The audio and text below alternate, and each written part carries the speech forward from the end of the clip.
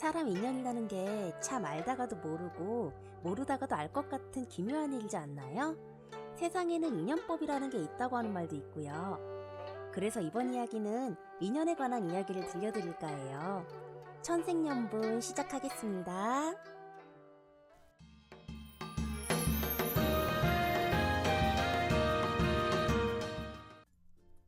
그새 약속한 10년이 지났건만 경상도 거창 땅 백석지기 김영감은 19 그 집 머슴총각 이석갑에게 이렇다 말 한마디 없었다. 5살 되던 해에 아버지 죽고 7살 되던 해에 어머니마저 세상을 떠나버리자 의지할 혈육 한 점 없는 어린 고아 이석갑을 걷어준 사람이 바로 김영감이었다. 김영감은 이웃집 노인이 어머니 시신을 지게에 짊어지고 가 앞산자락에 묶고 온 그 여름날 오후 징징 울고 있는 이석갑의 손을 이끌고 옆 마을 한가운데 고래등 같은 자기 집으로 데려갔다. 실은 이웃집 노인이 전날 밤 김영감을 찾아가 딱한 이석갑의 사정을 이야기했고 김영감이 자기 집 머슴살이로 걷어들였던 것이다. 그날 밤 김영감은 어린 이석갑에게 다음과 같은 약속의 말을 했다. 우리 집에서 10년만 머슴살이를 해주면 좋은 배필을 구해 홀래 올려서 먹고 살 수 있도록 내 논을 떼어주고 살림을 차려주마. 이 말을 들은 이석갑은 그날부터 속골배기, 여물쓰기, 마당쓸기, 두업내기 등 농사일을 거들었고 나이 들어갈수록 고된 일을 배워나갔다. 어린 나이에 일을 배우기 시작하여 12살 때부터는 소몰고 쟁기질을 하는 등 드센 일을 도맡아 했던 것이다. 그러기를 어은 10년, 세경 한 톨 받지 않고 이석갑은 김영감의 약속만을 철석같이 믿고 머슴살이를 했던 것이다.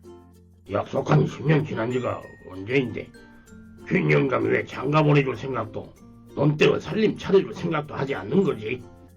머릿속 가득 의문이 들어찬 이석갑은 그의 가을거지가 끝난 어느 오후 집 한동치 새끼를 꼬고 있을 때 마침 사랑방에 들어온 김영감에게 물었다.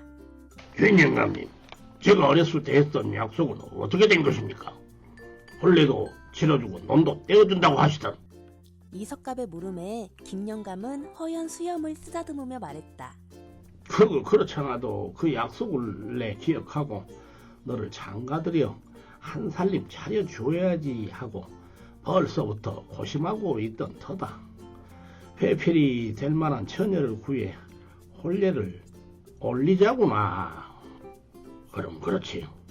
고아인 나를 거두어준 마음씨 좋은 김영감이 설마 이 약속을 까먹었겠어?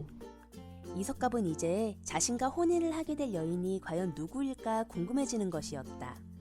선녀같이 아름다운 고관대작 양반댁 교수는 절대 아닐지라도 비록 천한집에서 태어나 자신처럼 가난하게 살아갈지언정 온유월 돌담 밑에 피어나는 찔레꽃송이처럼 참하고 향기로운 그러나 소박한 꿈을 가진 처녀를 은근히 마음속으로 그려보는 것이었다. 생각해보면 참으로 서러운 인생이었다. 부모 죽고 어려 머슴살이 시작해 나이 들어 좋은 여자 만나 살림 차리고 사람답게 한번 살아보기 위하여 이를 악물고 살아온 날들이었다. 김영감의 아이들은 부모 잘 만나 만난 것 먹으면서 서책이나 읽으면서 할 일 없이 놀 때 이석갑은 하루도 손 쉴 틈 없이 흙일 굳은 일 마다 않고 부지런히 일했다. 그때마다 이석갑은 김영감이 약속한 그 날이 어서 오기만을 학수고대하고 순간순간을 이겨냈던 것이다. 그런데 곧 혼례식도 올려주고 살림을 차려준다니 이석갑은 김영감의 말에 당장 휘파람이라도 불 듯 기분이 좋아졌다. 두어 달 후 어느 눈 내리는 겨울밤 김영감이 사랑방에 들러 이석갑에게 느닷없이 다음날 초닷새날로 혼례 치를 날을 받았다며 준비를 하라는 것이었다. 날을 셈해보니 앞으로 열흘. 그런데 과연 신부는 누구란 말인가? 이석갑은 대뜸 궁금하던 것을 물었다. 김영감은 빙그레 웃으며 좋은 신부감을 구했으니 그때가 되면 알게 될 거라고 말하는 것이었다. 이석갑은 일순 불같은 궁금증에 휩싸였지만 더 이상 캐묻지는 않았다. 그런 이석갑이 자신의 배필로 결정된 처녀가 누구인지 알게 된 것은 그로부터 닷새 뒤였다. 이석갑이 석양에 소염을 쓸 구정물을 가지러 옆집에 갔는데 마침 그 집 늙은 아낙이 말을 걸어왔다. 부모 죽고 고생스럽게 머슴살이 하더니만 혼례 치르게 되어서 잘 되었네. 신부들 칠순이도 불쌍한 애니까 서로 도와주며 잘 살게. 그 말을 들은 이석갑은 순간 까무러칠 지경이었다. 자신과 혼인하기로 정했다는 올해 15살 칠순은 김영감 집 부엌에서 밥하는 종이나 진배 없는 여자였다. 칠순은 자신보다도 더 불행했다. 부모 없이 밥 얻어먹으러 이 마을 저 마을로 거지로 떠돌던 것을 김영감이 부엌대기로 쓸 겸해서 어려 거두었던 것이다. 그런데다 칠순은 지질도 못생겼다. 곧 쓰러질 듯 몽당 마당비처럼 비쩍 마른 몸에 동태 눈깔처럼 멍한 눈빛이 마치 나는 바보요 하는 그런 인상이었다. 부엌에서 밥을 할 때나 설거지를 할 때 샘에서 물을 퍼 길어다 주던 이석갑은 그런 칠순을 바보라고 마구 윽박지르며 사정없이 발길로 걷어차곤 했다. 그럴 때마다 칠순은 부지깽이 얻어터진 강아지처럼 꼬리를 내리고 곧 울음을 터뜨릴 것 같은 얼굴을 아래로 떨어뜨리고는 그 자리에 풀썩 웅크려 앉아 코를 훌쩍이는 것이었다. 얼굴 어느 한 곳이라도 곱상하게 생겨먹었다면 측은하게 여기고 정이라도 주련만. 불행이 덕지덕지 엉겨붙은 그 모습에 정남이가 삼천리 밖으로 뚝 달아났던 것이다. 이상하게도 인간은 불행한 자신보다 더 불행한 인간을 보면 자신의 처참한 모습을 발견해서 그런지는 몰라도 따뜻한 마음으로 감싸주기보다는 더 모질고 사납게 구박하기도 하는 것이었다. 아무리 다시 생각해봐도 이석갑은 그런 칠순간은 도무지 혼이 나지 못할 일이었다. 물론 김영감 입장에서는 의지가지 없는 칠순과 이석갑이 서로 처지가 비슷해 좋은 배필이라 여겼고 또 그들을 맺어주면 별로 돈 들어갈 일도 없고 신경 쓸 일도 없어 좋았을 것이기에 선택한 것인지는 몰랐지만 말이다. 그 사실을 난 그날 밤 소죽을 끓여놓고 이석갑은 고향 마을로 향했다. 자신의 죽은 어머니를 지게에 지고가 묻어주었던 이웃집 노인에게 탁주를 들고 찾아가 하소연할 양이었다. 그러한 심경을 들어줄 사람은 그 노인밖에는 없었다. 어르신, 어째 이놈 복이라고는 없는 것이오? 고작 신부라는 게 그런 부모 없는 바보, 천치, 거지에 머저리 칠순이란 말이오. 껌벅거리는 등잔불 아래서 술이 취한 이석갑은 머리가 허연 주름투성이 노인을 바라보며 소리쳐 울며 말했다. 뭐 술론 왜 그리 우느냐? 그 칠순이가 너에게는 하늘이 짝지어 맺어준 천생연분이다. 엉덩이도 펑펑 울지하니 애도 잘 나올 거고 밥 잘하고 일 잘하고 그러니 살림도 잘할 것이야. 노인은 조용히 이석갑을 타이르는 것이었다. 어르신, 제가 지금 악담 들으려고 온 줄 아십니까?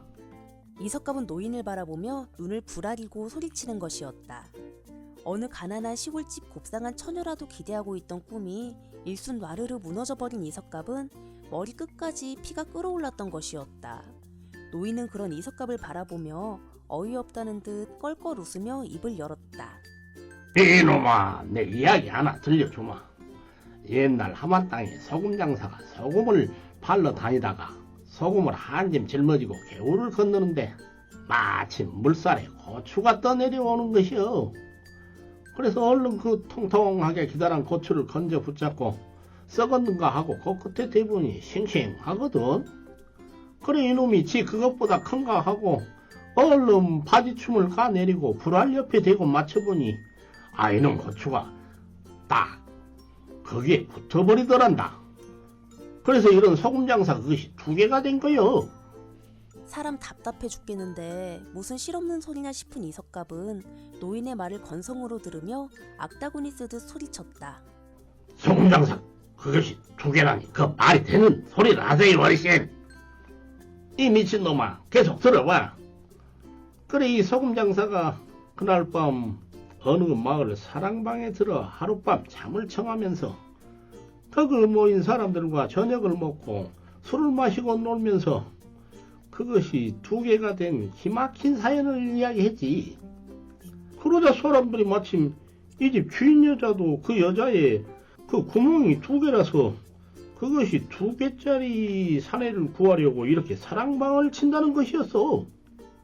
그래서 다음날 소금장사가 주인 여자에게 그것이 2개가 된 사연을 말하고 서로 맞춰보니 정말로 딱 들어맞았어. 그래 부부가 되어 잘 살았지. 이게 천생연분이라는 거다 이놈아. 여자 인물도 재산도 가문도 배움도 볼 것 없고 오직 부지런한 성품 하나 보면 된다.